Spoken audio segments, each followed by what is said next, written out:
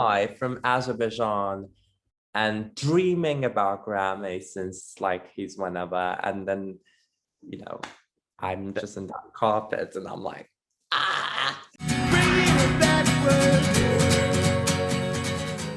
Hello. Hey, what's going on? I'm good. How are you, Adam? I'm doing well. I appreciate you taking time today to chat with me. Sure. It's EMINZADA? Yes. Cool. Awesome. I just want to make sure I'm pronouncing your name correctly. I was just listening to your records. It's awesome. Thank you very much. What do you think?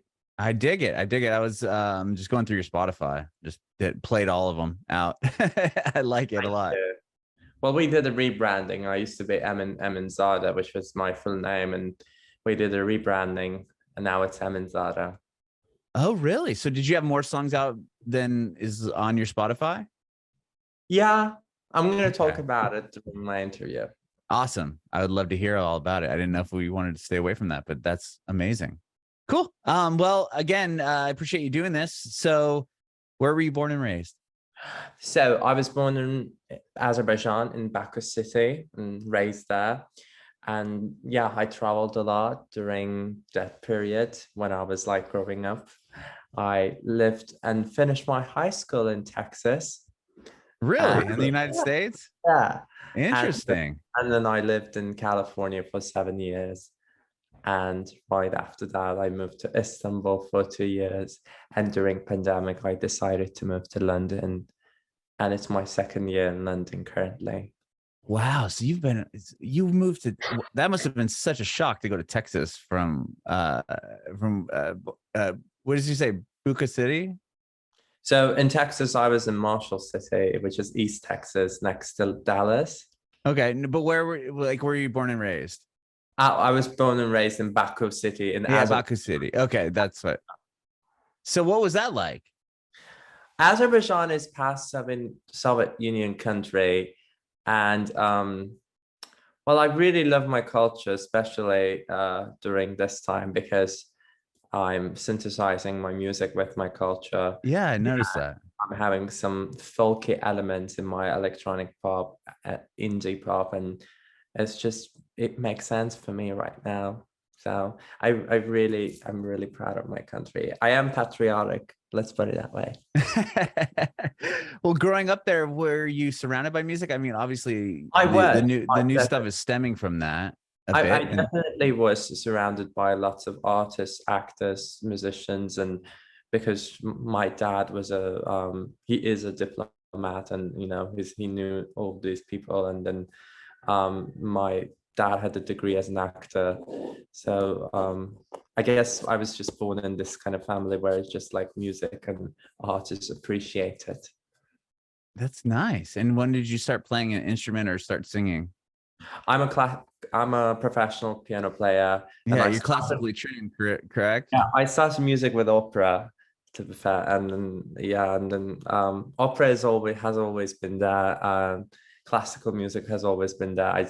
I start my success with classical music, I would say, and then you know I knew that my passion is like into commercial pop music and decided to move forward to that direction. And but little by time I do some opera and classical music, but I don't think I would ever leave classical music because it's a base, it's a motivational base for me. Sure. And at what age do you start playing piano? I was 12. I started 12, 13, and then at the same time I started classical opera as well. Okay, so it all kind of started around that same time. It all started at the period. same time because I told my parents that I want to be an opera singer, and they were like, "What the hell you're talking about?" And yeah, and then what an interesting path and an interesting statement to say to your family, like, hey, I want to be an opera singer. Like, well, actually it happened like this. My mother was in the kitchen and there was an opera singer on the television, and he was, I think, singing Nessun Dorma. I think it was Pavarotti singing Nessun Dorma, and I told my mother I can do exactly the same thing, and she was like, well, do it. And I did it. and and it worked very well. And then she tried to motivate my dad that I should go through this journey. And then my dad was like, he was like waiting for this moment to have a artistic son so he can push. And he That's literally, amazing. yeah, he was just waiting for this moment, I would say. And then, you know, they helped me a lot. They were very supportive. My parents were super supportive when I started. And it could go the other way, right? Especially even having an artist as a father, because some actors, musicians, they don't want their kids to pursue this dream because it's so, not only is it really, really difficult, but it's, you know, subjective and everything else. It is very competitive and you know, you don't really have a guarantee that you would be successful or you would even make money out of it. But I think my parents just like, they had that feeling of me. They wanted to be in arts and culture themselves, and they, you know, they had some unfulfilled dreams for themselves. And I think I would be a chance for them. And I think, you know, I'm so grateful for my parents for actually being so supportive regarding my career. Yeah. And what takes you all to Texas? Okay, so I lived in Baku, right? And I really wanted to move to America. And my dad said, you know, we wouldn't send you to America, but we would send you to Italy to study opera, right? And I didn't really, as I said before, I didn't really want to continue my career with classical music. And I realized in Azerbaijan and in some of the countries like Russia, Georgia, in these kind of countries, your United States Department is holding examination to be an exchange student, which is called, the program is called Future Leaders Exchange Program. And I passed all these exams, and the United States Department Education Department sent me to Texas, and I had a host family there. It was such a it was such a culture shock for me. And I can't even imagine. it was a culture, especially from Azerbaijan, to right in the middle of East Texas. It was completely different than my culture. And I had a bit of culture shock, especially my host family was conservative. They would go to church every single Sunday, and I'm coming from Muslim, you know, or Yeah. so, but I'm not religious myself. But I mean, even that, and were you out at that time too, or no? Excuse me? Were you you know, were you out at that time as well? Oh, not really. Okay, because I know that could add a whole nother element, right? Being in yeah. Yeah. I was gonna say that can add another layer there in Texas, or that, I mean, especially in a conservative house. It is very conservative. I think there's some things that are not spoken in the family, especially in American cultures. If they're conservative, they just prefer not to speak about it, if you know what I mean. Sure. No, yeah. And was that like growing up where you grew up, wasn't a thing? Like people just you would never talk about this at all. So okay. I get you. Okay, cool. I guess the listeners know what we're talking about right now, though. Right. Interesting. So once you get to Texas, and you're studying opera in Texas, or it was just on this exchange program? You just landed there because of the way that I'm so sorry about the sound in the background. I live in central London, and today's funeral of Her Majesty. Oh yeah. Yeah, today's the day of the funeral, so it's total chaos in the city. But yeah, I was watching it on TV earlier this morning. Yeah. So well, I didn't study music specifically. I was in an exchange program as a high school student. So I just finished my high school there, but of course I did some music while there, you know, and then I came back to Baku. I studied in Baku Music Academy, and then decided to move back to America, to California, where I would think that my dreams would come true, and then everything else. In California, I found myself. I found who I am. I became comfortable with my identity, and decided to move forward. And I think California literally got me ready for London scene. Okay. And were you in LA? In Yes, California? I'm from Los Okay. Angeles, California. Yeah. Okay.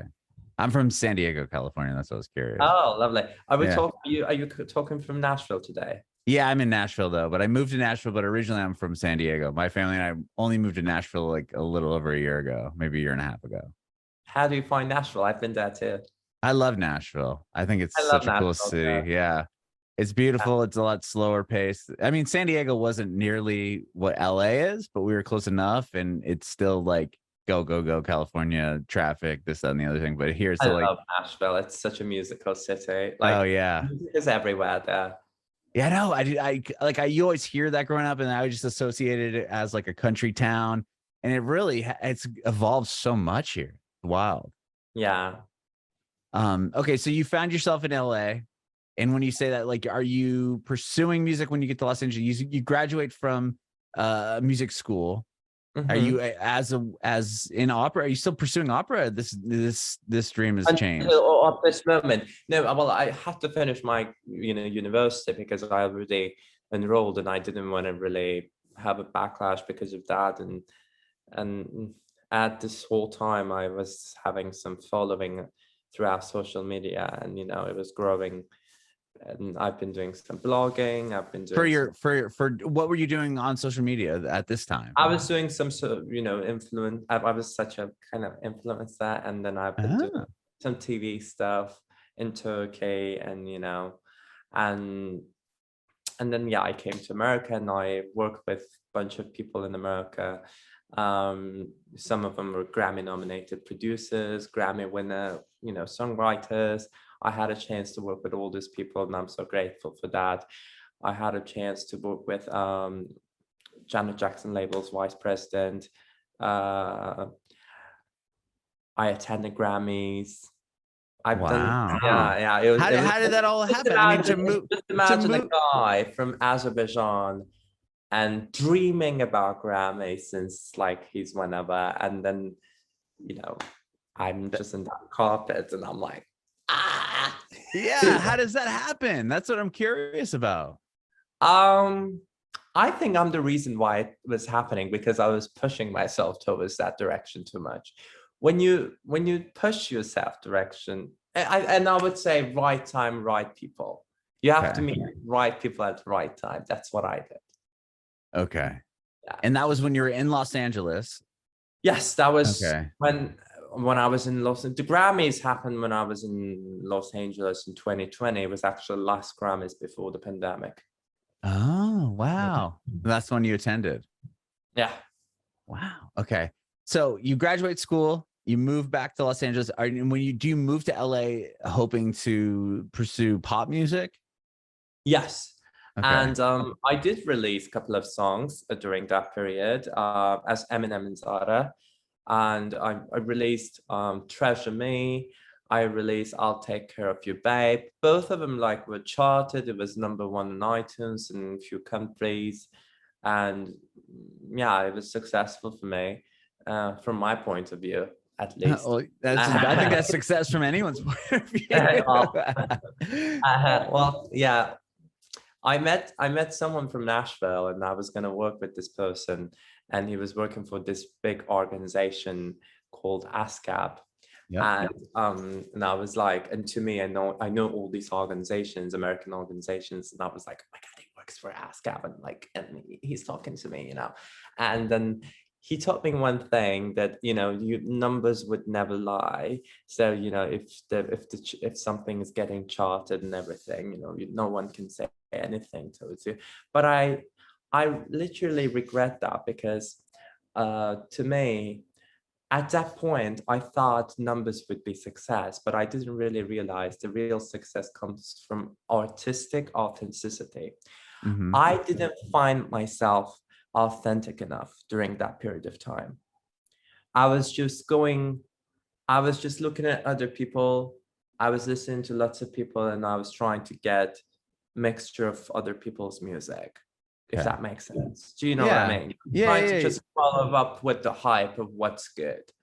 And I totally forgot what's my dream. I totally forgot what's authenticity means for me. So I wanted to be authentic, And yeah, and I think I had an opportunity to do so in London, and I found myself in London. Okay, so you put out records under your full name, and then you move to London during, you said during the pandemic? Yes, I moved to London during the pandemic, and I started my master's degree at British Irish Modern Music Institute. Oh, I didn't want to move to London just out of nowhere for no reason. It was pandemic. I wouldn't be out. So I thought that would be a great chance for me to finish my master's degree, to start and finish in 1 year when the pandemic is like a couple of years. So I decided to do so, finish my master's successfully. And during this period, I was also working on my EP album to release it as a rebranded artist, which is EMINZADA. And so far, I released 3 singles as EMINZADA, and I'm getting ready for my EP album. wow. So you decide to move, like, where were you? You were in LA when the pandemic hit. What was that like? And what were you working on? Were you still doing music under EMINZADA? I was between LA and Turkey. And during like that period of time, I was stuck. I wanted to go back to LA, but I was stuck in Istanbul. And I couldn't move because everything was, flight was canceled, and so I was freaking out. Media like controlled our life during that time. Of course. I was just looking at TV. I thought, if I'm gonna put my nose outside, I'm gonna die in a second. Do you know the movie? Sure, because of the virus. Yeah, the virus, because of the virus. The media controlled us so badly. So yeah, and I was stuck in Istanbul. And while I was stuck in Istanbul, I decided to get my documents done, all these visa applications and stuff to move to UK. Okay. And when do you decide to change and to do the rebranding? Was that not until you got to London? And was that, so when you moved there, were you even thinking about rebranding? Yeah, I was thinking about rebranding, but not necessarily name change. I was just thinking about changing the style of music and everything. Sorry for the sound. And it's okay. Funeral.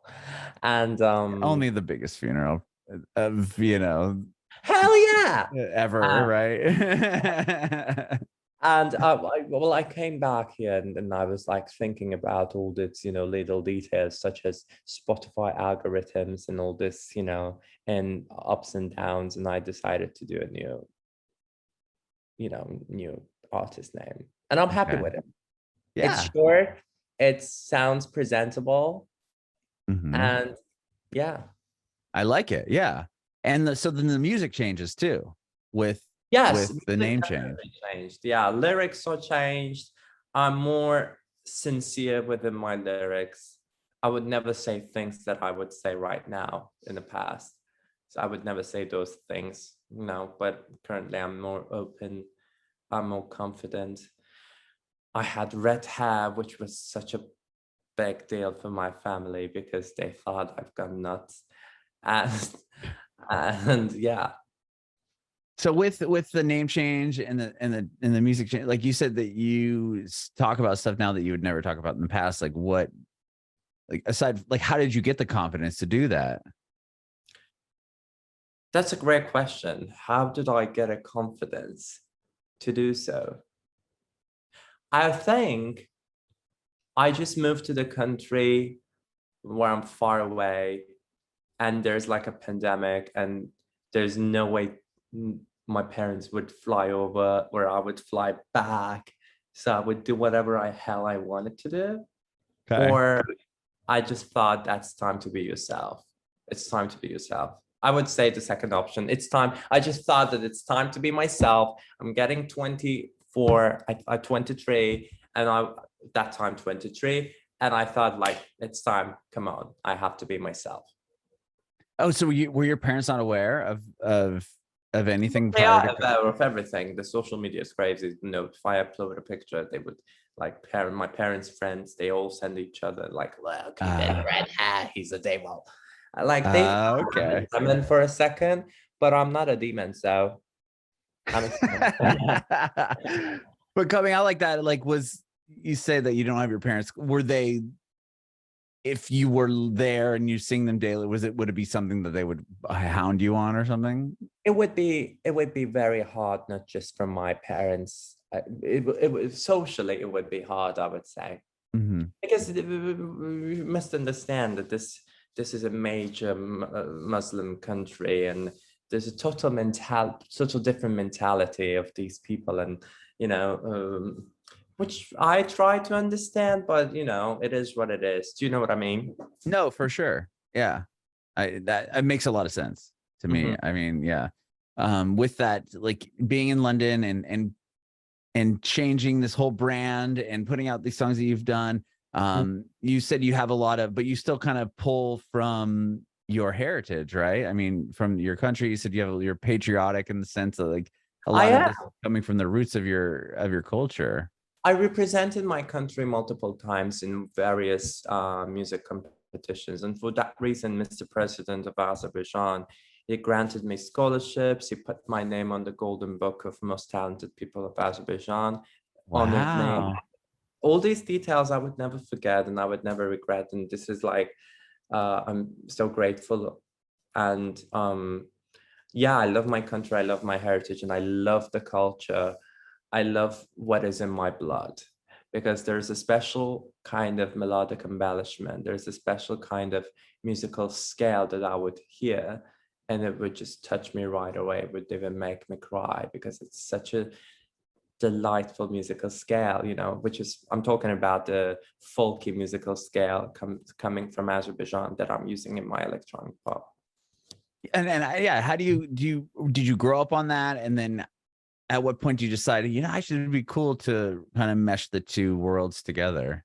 Yeah, basically I grew up on that. My parents, especially my father and my grandparents, they're like such a big fan of like Azerbaijani folk music. So I heard it a lot, when I was growing up. So I think when you hear something multiple times when you're growing up, it's just like in you.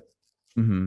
Yeah. And then you just decided like, oh, it'd be, you just came up with a way to kind of mesh the two together. Yeah, I mean, it always happens. It always happened naturally, I would say. When I'm starting music production or playing piano, I always do those melodic embellishments with my voice, like la la la, those little riffs. So those little riffs with semitones, they're very cultural. They're coming from Azerbaijani culture and Middle Eastern culture, and it's just like part of me. Everyone's like trying to make original records, and someone's doing it with their physical appearance, someone is doing it with music, someone is doing with within their lyrics, and I decided to do it within like musical grammar. And yeah. And with songwriting, I'm curious, originally being, classically trained and going through opera, like when do you write your first song, and was it in that realm or was it in the pop world? I wrote my first song. It's called Best Friend, but I never released that song. And I actually performed it live on TV in Miami. Really? Yeah, I was gonna perform it, and I was gonna perform different songs. Then I decided to perform this, thinking that I'm gonna release it and it's gonna be such a great promo. But suddenly I decided not to release it, because I had another opportunity to release my song with this Grammy winner songwriter Carla Carter, who worked with Beyonce, Wow. Taylor, Selena Gomez, and it's been produced by Druski, who worked with Ariana Grande. So I decided to release that song. All these names made me forget about my own song, so I forgot about that song. Then yeah, I released a song called Behind the Curtain, which is basically about friends are good friends, but they're not like, they don't have a blood connection, and at the end of the day, your mommy is there for you. So I think, yeah, but I don't regret it. And you kind of go back to that though with Bloodline. I mean, going in that kind of same, you know, it seems like family and heritage and that is all really important to you. It is, because at the same time, I love them so much, but at the same time, they kept me back from so many things. And I think in Bloodline, I'm just making a confession that you can't help me back anyway. I'm being myself, and you know, it's this Bloodline is all about making a confession that it is, you know, time. I'm gonna be myself, and you can't do anything about it. And that was the first one you put out under Bloodline is in this current EP album, the Behind the Curtain. right, and that's, I mean, like, this is the first one you put out under EMINZADA, right? That's the first. That was like, okay, I'm gonna do a rebrand, and then this is the one I'm gonna go with. Yeah. What was that like? Were you concerned with people's reaction to the song or reaction to the new branding? I didn't. I think probably it might be my problem that when I release a song, I don't really care what. If I like the song, I would just release it without thinking whether or not majority of people would like it, because I work on a song delicately. It takes my few months just on a mix. Just to finish the mix, leave the lyrics and production alone. Just the mix takes like 4 months for me to finish, because I pay attention to every single detail within the production, within the vocal production, and I have to make sure that this just sounds, you know, the way that I imagine it to be sound. Do you know what I mean? No, yeah. So at that point, once you've done it, you know that it's the best that you want it to be, and it's exactly how you want it, and people can take it or leave it. I think Beautiful Long Hair is the one that I think that I literally worked 2 years on that song, so it better. Really? Yeah. Did you have beautiful long hair for 2 years? That song. We have like 3 producers working on that song. Patricio at the end, that's the main producer. He was gonna kill me, because at the very end, right before the mix, I said, we're changing the whole intro. Oh, man. Yeah, I sit down with him. I was like, no, I don't want flat chords there. I'm gonna play arpeggios. Because I was and before that, I was spending like a few weeks with that song. I was like hearing it everywhere. I was putting in the car, you know, when I'm in the park. And I realized that just flat chords in the beginning of the song wouldn't make it, because it's just like too harsh. And I wanted to have this eccentric, this like, you know, this colorful, not colorful, I would say. Eccentric is the right word. This eccentric entourage to the song where it just gradually develops itself. And was that like, so you go in, do you feel like because you had so much time with the song, or was it evolving with maybe your taste or what you were hearing and influences that you maybe wouldn't have had 3 years prior? I think I'm just very critical of myself. That's the problem. Okay. That's the only problem, I would say. That's the only problem. And how did your producer react when you decide right before the mix that you want to change the intro? Well, he was gonna say, you know, it's okay to me, but the idea that I gave him, then I picked the right plugin, the right sound, I made the right performance on the keyboard. I made him like it. That's good. That is good. And Psychopath is the newest. Sociopath. Sociopath. Sorry, Sociopath is the newest. Yeah, it's the newest. It's something that I've never done before. I'm literally rapping. And as if you pay attention to the second verse, I have a group of talented songwriters in that song. First of all, I wrote this song with Apollo Love. I mean, he produced it, I co-produced it with him. And then I wrote the lyrics with him too. And then Erin Macklin, who is also my manager, she was in the songwriting team. And then we had a songwriter from Sweden, Fanny Sanderberg. So we all got together, and I explained to them the whole vibe of the song. We had the references for the song for sure. One of the main references would be Lady Gaga. The song has also given me vibe of like early Fame Monster, era of Lady Gaga. So. So when you went into that something, like, did you have the idea ready? Like, tell me about going in and Yeah, writing. I definitely, I had the whole structure in my head.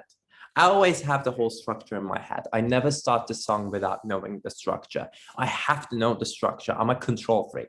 So in Sociopath, I just didn't realize that I would have so many lyrics.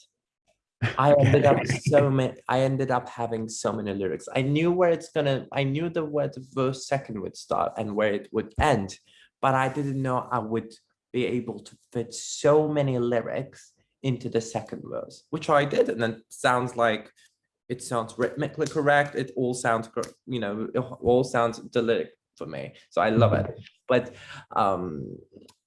what I really like about Sociopath, and what's like the tricky point, the selling point, I would say, of the song, is the chord progression. The chord progression, voila. Find me a person who's going to say it's a bad chord progression. I would spit on his face. Was it a chord progression that you had in mind, or like, tell me about the chords? Like, how did you write the chords and were like, okay, this is it? Yeah, I literally had it in mind, and I was like waiting for a moment to use it in electronic music, because I had it on my piano and I was like, okay, this sounds very classy and beautiful and sophisticated on the piano, but imagine this in electronic music with more than 100 BPM. And that's what, and you made it. And then I ended up having it. Yeah. Very cool. I love the live video you have from Istanbul that you posted, and when it's like there's all these crazy lights and you have the long red hair, and that's a really cool video. That makes me want to go see you. We had a nice show. It's one of the most famous like concert venues in Istanbul. It was in Zorlu Center. I was supporting my friend, a local Turkish artist. His name is Onur. He's a very good friend of mine, and he was actually supporting Sociopath from day one of the production. He was one of the main, I think, reasons why I actually released this song, because I was not going to release it in my album. I was going to release a separate single after the album, but he said that this song is about to save your album, so you need to put it in an album. So.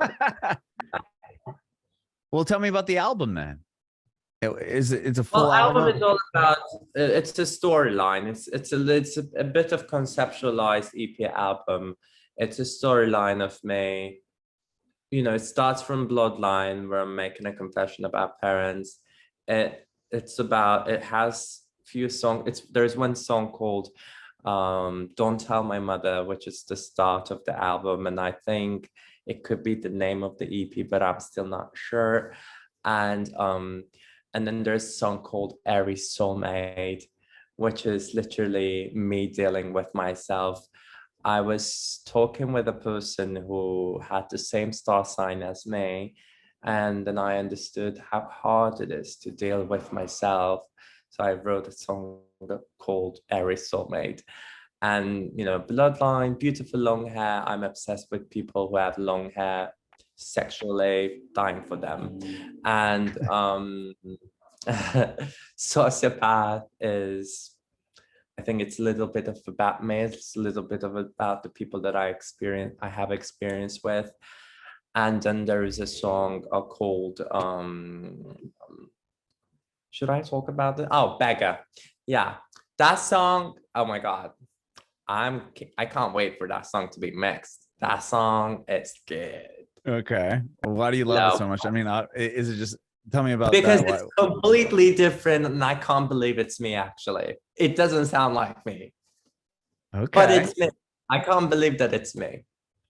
All right, I love it. What are the inspirations? Can you give me any sort of inkling of what it's about, or like about the song or the sound? I think I sexualize the lyrics because it's all about sex. Okay. But it's not really. It's about that pre-sex floating moment. Okay. If you know what I'm talking about. I do know what you're talking about. Great. I love it. So you don't have a release date on the album yet? There's going to be an album, but I didn't release it yet. So Yeah, you don't know when it's going to come out? I guess that was my question. Oh, I think I'm going to release the album by the end of this year. Okay. Very exciting. I really hope so. Let's say I have a couple of songs that I need to finish. I finished them production-wise, but I just need to finish them mixing-wise. Okay.